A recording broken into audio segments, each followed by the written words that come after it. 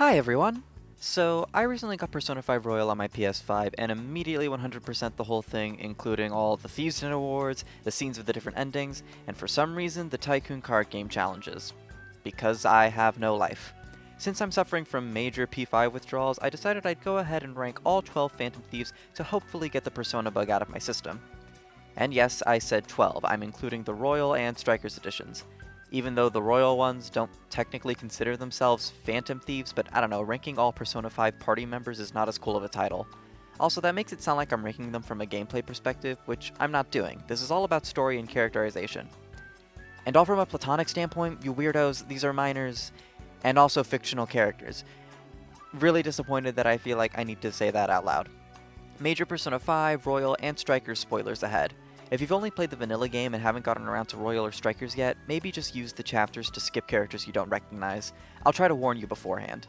I'm probably going to end up talking about the new stuff Strikers gave to the OG cast, but there shouldn't be anything super spoilery there, and I'll try to keep that talk limited to the ends of their sections, so you can use the chapters to skip it. Finally, content warning. This is Persona 5, so we're going to be discussing all sorts of potentially uncomfortable topics.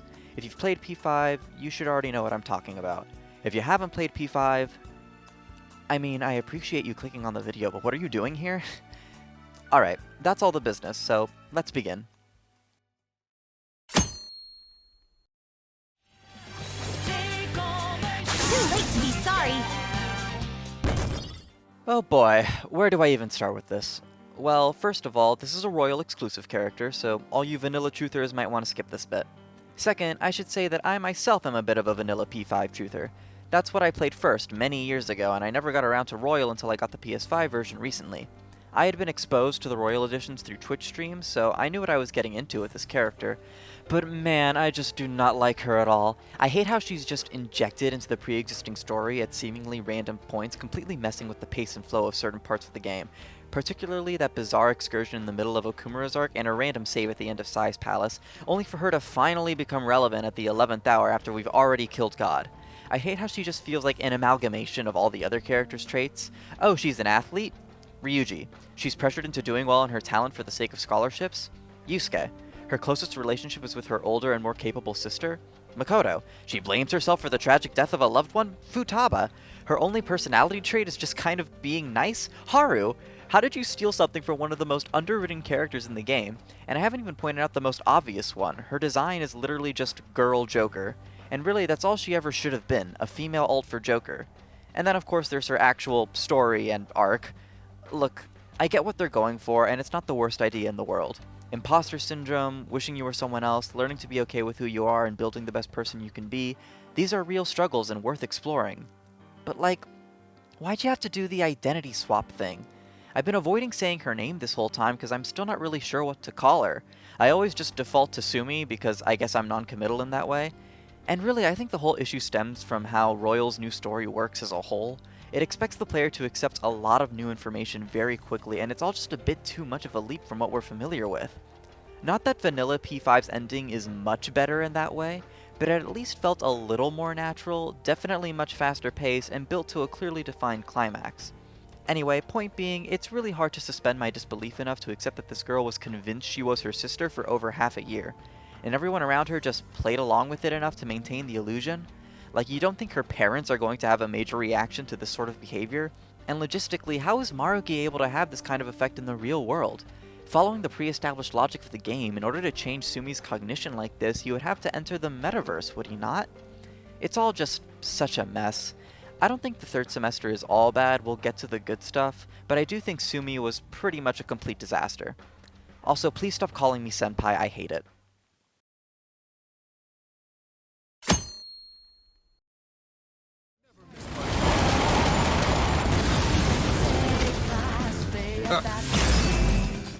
And now we jump from a Royal character to a Strikers character. Consider this your spoiler warning. Unlike the last entry, I don't outright hate Zenkichi. He's fun enough, and I enjoy his arc of jaded absentee father learning to really fight for what's important. It's all good stuff. And the idea of giving his daughter a jail, is a great way to orchestrate a powerful persona awakening and character moment for Zenkichi. So why is he so low?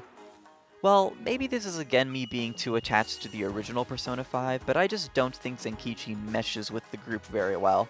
Not just because he's new, but because he's old. It really throws off the vibe, you know? In my head, the Phantom Thieves are a group of rebellious teens wronged by a world of crooked adults and fighting for change. Throwing an adult into the mix feels contradictory to the mission statement of the group. Not to fault Strikers for doing that. Again, Zenkichi is a good character. His rapport with the rest of the cast is fun. The whole Gramps bit is great. This is really just a me thing, and because of it, I can't bring myself to rank him above anyone in the core group. It doesn't help that most of his character stuff is concentrated around one jail, at least if I'm remembering correctly. Compared to the other new Thief Strikers introduced, Zenkichi doesn't leave as much of an impact on the game, so I guess this placement is only natural.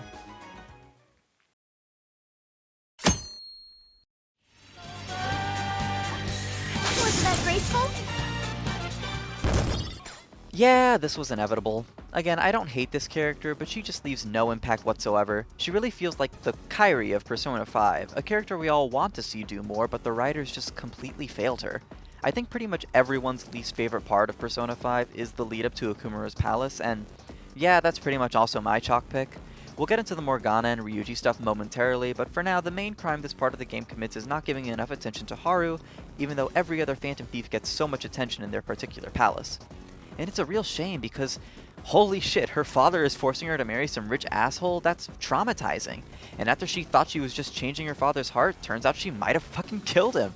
There's so much to unpack there, and the game just kind of steamrolls along because Haru's primary personality trait is apparently just being really nice about everything.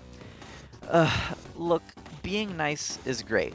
I'd describe most of the P5 cast as being nice. It's a problem when it's the first personality trait that comes to mind, you know? Like, if you're asked what someone is like, nice is the filler answer your brain comes up with while you think of something more specific. Now, credit where credit is due, Haru's Phantom Thief design slaps so hard, probably my favorite design in the group. And Strikers actually gave Haru quite a bit more to do. Pretty much the entire original cast gets some significant arc or moment within Strikers, but Haru gets one of the bigger ones with the Sapporo jail, and it's very welcome. Not to mention that great running bit that I dare not say anything more about in case you haven't played the game yet, but all the Strikers people probably know exactly what it is. So yeah, Haru's fine. She was just robbed of what should have been major character moments that endear us to her.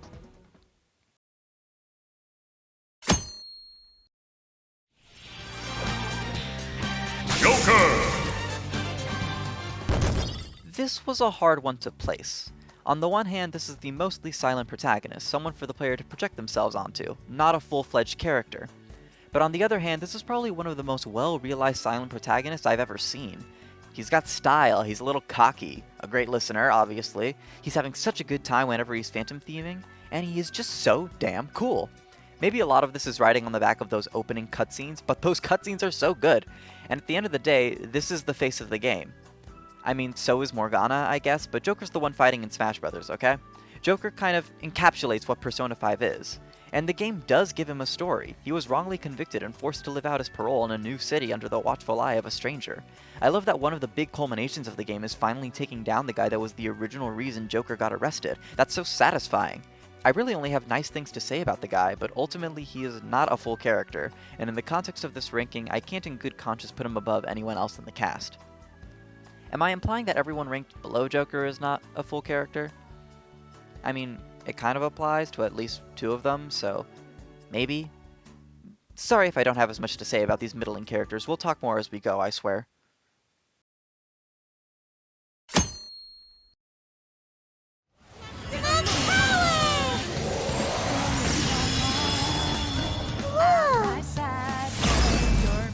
Alright, time for the other new Strikers character. Leave now or forever hold your peace.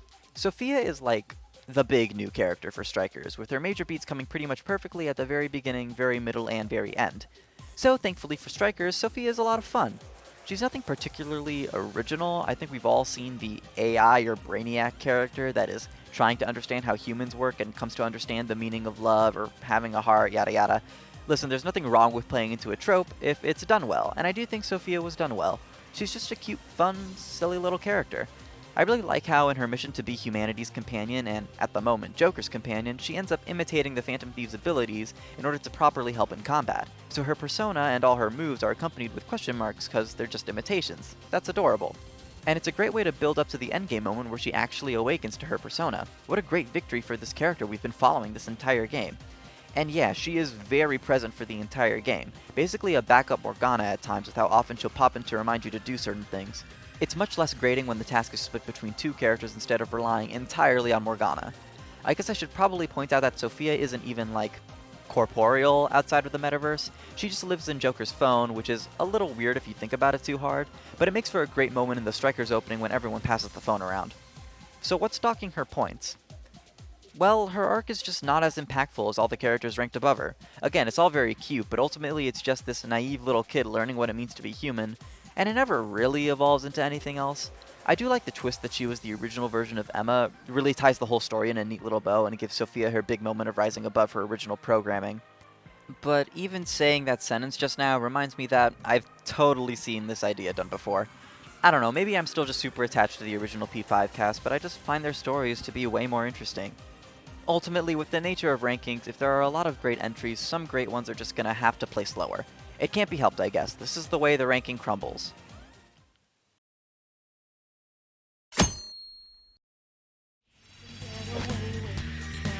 Don't come back! Ryuji is the best. Well, he's 7th best, apparently, but he's such a bro. If there's one character I'd say has the best relationship with Joker, I'd say Ryuji. A lot of that just comes from him being one of the first people you meet, but all throughout the game, Ryuji's just so much fun to be around and it always feels like he's got your back. If you ask me, the best Valentine's date in the game is Ryuji. I am not kidding. Maybe I'm just incapable of understanding romance, but Joker and Ryuji complaining about being lonely is such a mood and I love it. Also love the royal version where Yusuke joins and Sojiro gives some killer advice that we should all take to heart.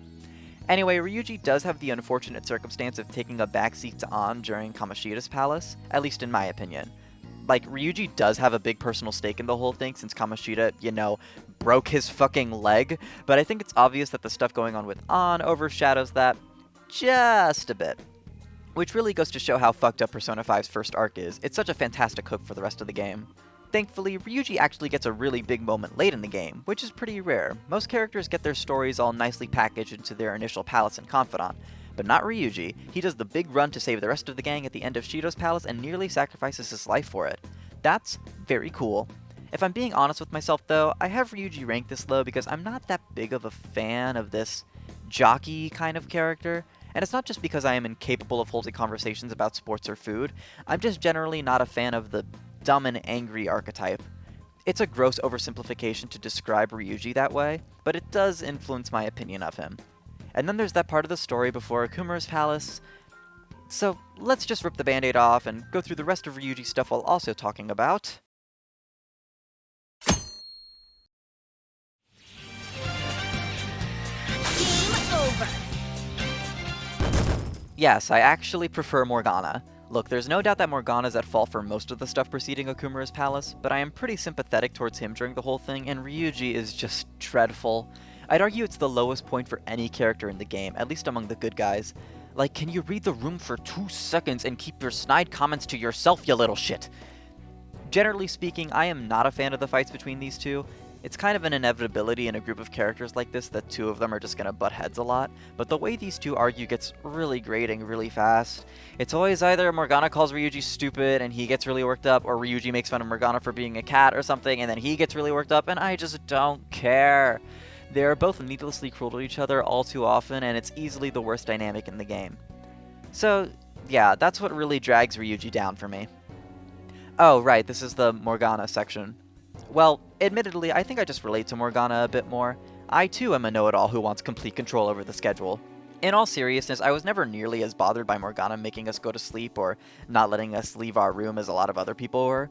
I picked up pretty quickly that instances like these were just the voice of the game and not really indicative of the actual character, so I fairly easily separated those instances from my opinion of Morgana. I also just found him to be incredibly helpful. Mostly as a car, admittedly, but not only that, the metaverse lore can be intimidating at times, and Morgana is a really good guide through it all. We just don't give him enough credit. None of us would know what's going on if not for this little guy. And, oh yeah, he's such a little guy. Believe it or not, I am very easily pleased by cute things. My favorite Mario character is Yoshi, my favorite Nintendo character is Kirby, and I like Morgana more than Ryuji. Sue me. Sometimes you just gotta be a cat and I will be happy. Unironically, the relationship that Morgana builds with Joker rivals that of Joker and Ryuji. I guess that's what happens when you live together for a year. Their late-night chats or regular updates on the current goings-on build a great sense of camaraderie, and it feels earned when the final palace of the vanilla game centers around Morgana's origins and his inevitable sacrifice. It's a little goofy because, again, he's a cat, but it works. My only real complaints with Morgana are, again, all the stuff with Ryuji, and I find myself more annoyed at Ryuji during all that stuff than Morgana. Oh, and I guess the simping for An can be a bit much. Honestly, I'd like the joke less if Royal didn't pay it off so well. The rest of this segment's gonna be Royal spoilers, by the way. Human Morgana is cursed as all hell, but the idea that he now spends his days pining after An because he thinks he actually has a chance and An just totally blowing him off is fantastic. Get fucked, you had a better chance as a cat. Which, to be clear, means he never had any chance. Don't be weird in the comments. Speaking of An...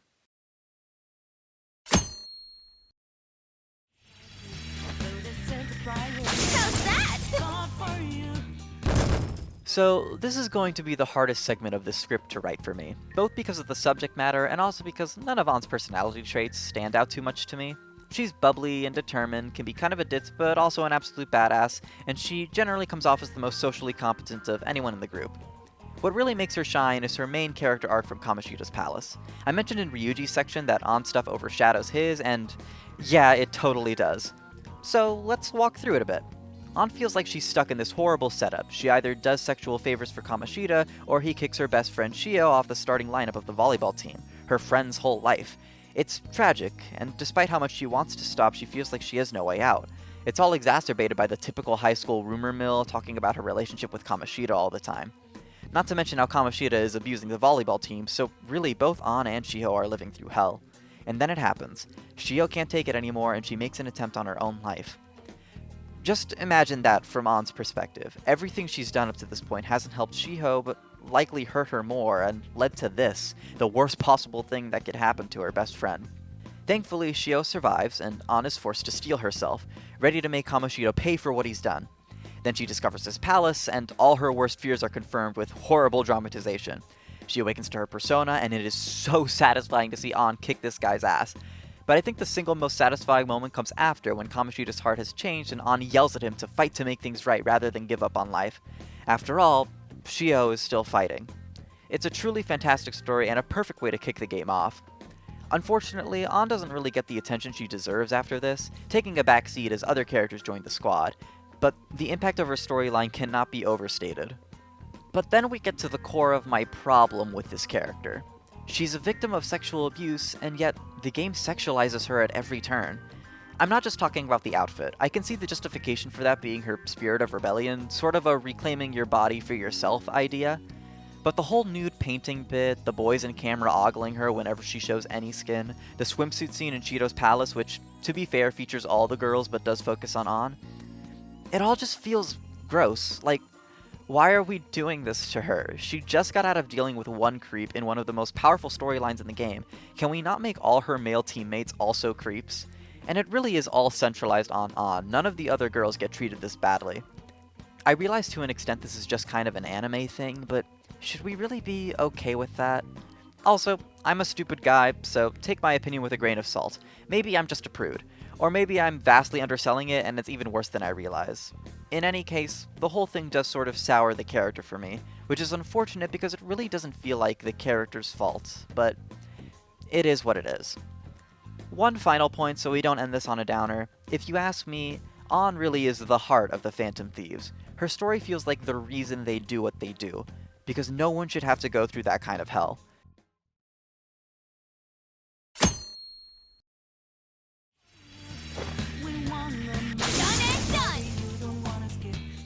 Is it weird that I feel like I have way less to say about Makoto even though I have her ranked higher? Well, it'd be too much work to move stuff now. Anyway, Makoto was awesome. I mean, come on, her persona's a motorcycle. I don't even like motorcycles, but Makoto just makes it so damn cool. Okay, that was our required levity after that last section, now we can go back to being boring.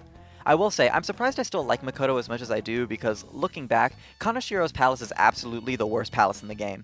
So bland visually, so needlessly extended, less personal stakes with the palace ruler, just a bad palace all around, but Makoto's arc is the big highlight. She really is kind of the Amity Blight of this game, the overachieving top student who takes it upon herself to antagonize the delinquents, only to discover their cause is just and comes to rebel against her old persona, this word has lost all meaning, and embrace crime. There's just something really appealing about taking a character seemingly meant to be an antagonist and giving them an added depth that inevitably leads to them switching sides. It's been done a million times, and it's always a fan favorite. And when she joins the team, Makoto becomes the de facto brains of the operation. I always forget how the Phantom Thieves managed to get by before Makoto, because she really carries the team on her back. And through her experiences with the Thieves, she gets a lot better at connecting with the student body, and is a better student council president because of it. And none of that even addresses how she actually gets an extra bit of development later in the game during Sai's Palace. Yeah, attempting to steal your sister's heart is definitely going to cause some inner turmoil. Don't take that sentence out of context. And Makoto's extra stuff in Strikers is probably my favorite extra stuff that anyone in the original cast gets. The way she connects with Akane over the broken family situation was really emotional and moving. It's a moment that really recognizes that the Thieves aren't just caricatures of themselves once their initial arcs are done. They are still full characters, and even if their baggage has been resolved, it's still there and there's still stuff to learn from it. On a lighter note, Makoto was such a champion for doing all the driving in Strikers. Really imagine this for a second. You are driving 6 teenagers, a cat, and a talking phone all over Japan, and you give up that responsibility like twice. And one of these teenagers is Ryuji. All to say, Makoto really earned that codename.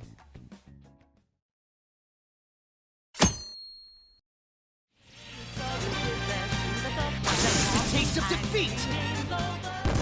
Akechi is the character that has moved around the most as I was making this list. If I was only concerned about vanilla Persona 5, he'd probably be at least 2 spots lower, but Royal really did a lot for this guy. I'll start by talking about his stuff in vanilla and give a warning once we get to the Royal discussion. Akechi is a little obnoxious right off the bat. He's the perfect little celebrity detective prince. What an ass. He's also against the Phantom Thieves, so we already know this guy's gonna be bad news. But you can't deny he's got a certain charm to him. You can tell why everyone seems to like him so much. He really is such a strong foil to the Thieves, the law-abiding charmer versus the group of delinquent outcasts. Then the whole Okumura death happens, and when the Thieves are at their lowest point, Akechi shows up with a proposition. We steal Sai's heart, you all disband. If you don't, I'll reveal your identities to the world. What an ass. But we go along with it, and Akechi joins the party. He gets along with the crew well enough during all this, but there's still tension, and it all comes to fruition when Joker is arrested and Akechi shows up to shoot him. Wow, okay. Probably the single biggest moment to occur in the game, and the official reveal that Akechi is kind of nuts. We take a little break from Akechi for a bit until he figures out we're not actually dead and tries to kill us again in Shido's palace. He tells us that apparently he's Shido's son? Okay, real talk, I always forget about this detail. Really, this whole moment makes Akechi's motivation so much shallower to me. He basically just wants Daddy's attention, and then he swears after that he'll defeat Shido. What an ass. I would have greatly preferred if he really believed in Shido's mission and thought this was the only way to instill justice in the world, or if maybe the whole belief in justice was part of the act or something. Just anything but this, really. So then Shido's cognition of Akechi kills the real Akechi, and we all just forget about him for the rest of the game.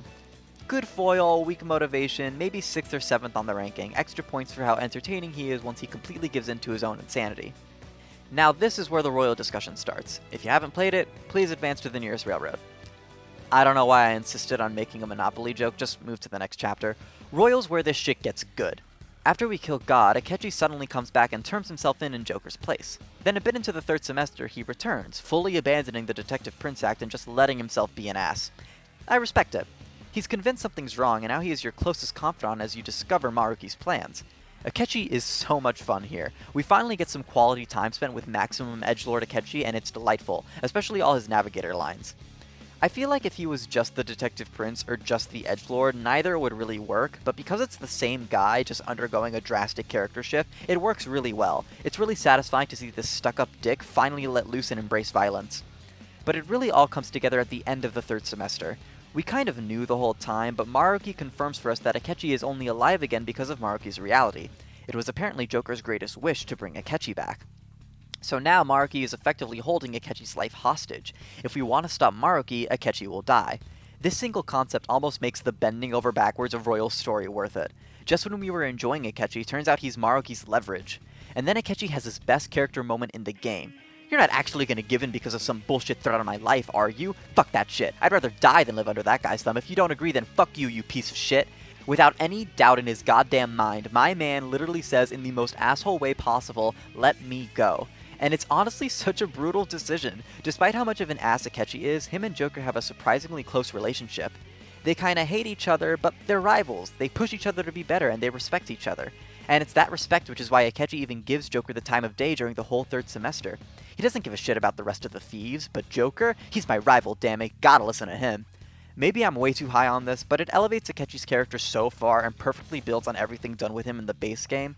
Like, this doesn't work at all if you try to do the same thing with a new character within the third semester. It has to be Akechi.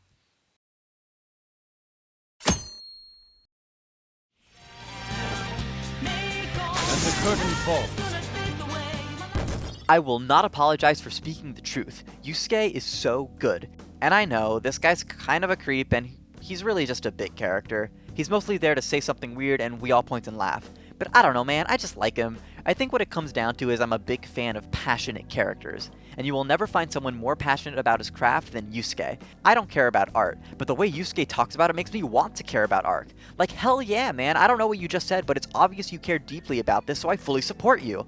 And I guess my sense of humor is just perfectly tuned to Yusuke's bullshit. I have an MP3 of That was truly cringeworthy. ready to go at all times. He's so out of place in the friend group that is the Phantom Thieves, and it's great. Like, I feel that, bro. But he never once loses confidence in himself. He doesn't view himself as weird. He totally owns every word he says. Fuck yeah, I strive to be like Yusuke in my day-to-day life. And let's not undersell his arc and major character moments. It's easy to look at Madarame and think he's probably the least bad out of all the palace rulers. Like, oh no, he plagiarized, tried drug lord or corrupt politician. But I get really invested in Yusuke's place in all this. The problems with his sensei are staring him right in the face, but he refuses to acknowledge that he's a bad person. It's this ultimate denial. He feels rescued by this person. He's been effectively groomed to forever put up with Madarame's bullshit. It's only when Madarame's terrible actions go as deep as Yusuke's initial inspiration, the Sayuri, that he finally snaps out of it. And in many ways, changing Madarame's heart does negatively affect Yusuke's life. This was basically his dad, for crying out loud. But by the end of it all, he knows that he did the right thing and doesn't regret it.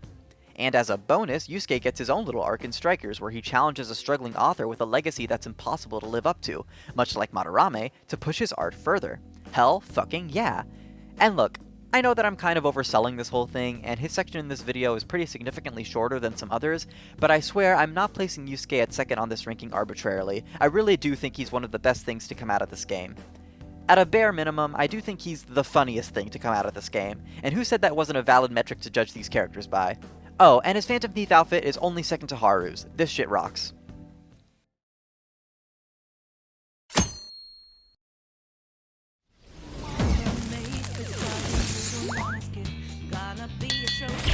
This look easy.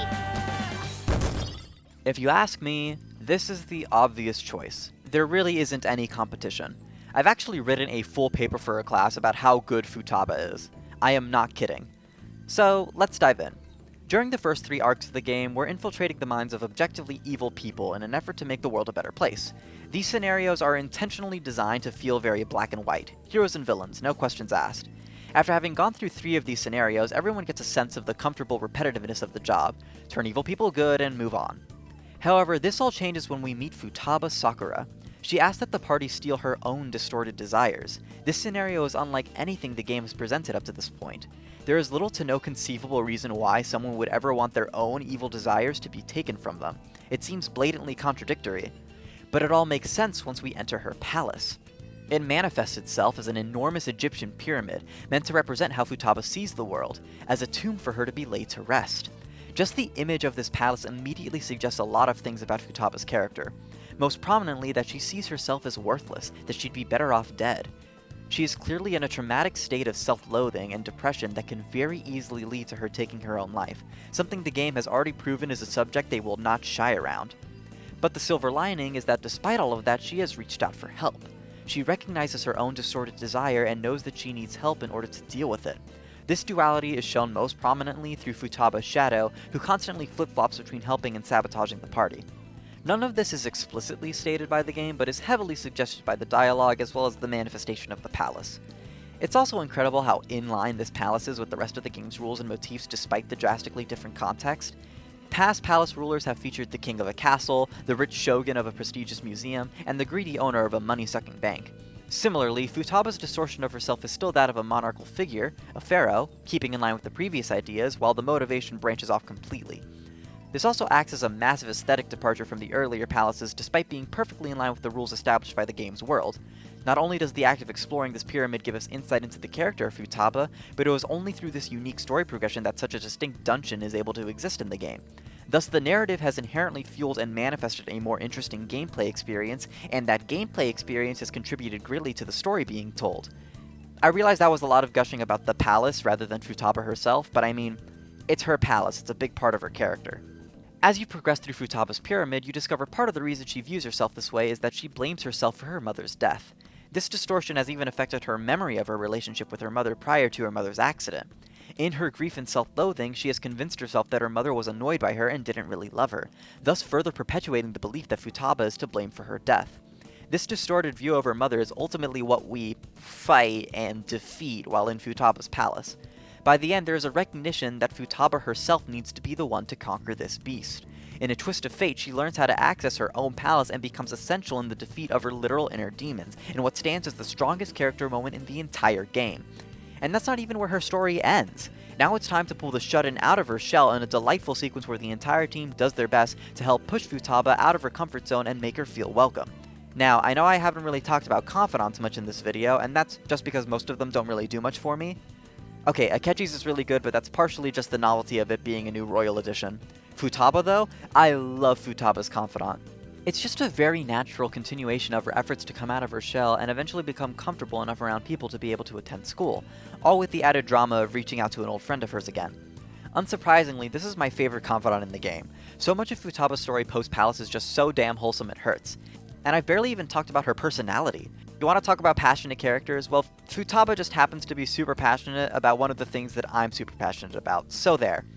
All in all, she's just an absolute delight to be around. She's kind of the kid of the group and lacks a certain social filter, so she'll just blurt stuff out sometimes without really thinking. When she's in her element, which is of course anything technological, she is as snarky and confident as ever. And ultimately, she just really cares about the people close to her, wanting to help out in any way she can. Except for Yusuke, who she ends up teasing a lot, a much more enjoyable in-group rivalry than Ryuji and Morgana could ever hope to be. To shift gears to Strikers for a moment, one of the best things about that game is getting a look at how everyone has progressed in life since the end of P5. And knowing that Futaba's going to school now, and she's come so far as to now be able to take a road trip with friends when just a year ago she could barely leave her room. Is it weird to be proud of a fictional character? Yeah, Futaba's the best Phantom Thief, and by extension the best character in Persona 5, full stop. Literally my only complaint with her is that she's never actually playable. What the fuck is up with that? Well, I haven't played the dancing game, she's probably playable in that. Don't think that's worth seeking out though.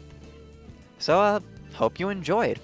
It's worth saying that as fun as this ranking was, ultimately what makes the Phantom Thieves work is that they're a group. They are greater than the sum of their parts. We've all got our favorite and least favorite individuals, but I think we could all appreciate the whole. Anyway, if you're confused as to why I made a bunch of Disney videos in a row and then fully committed to a Persona thing, well, I'll just say don't expect much in the way of consistency from this channel. See you all next time for something completely different.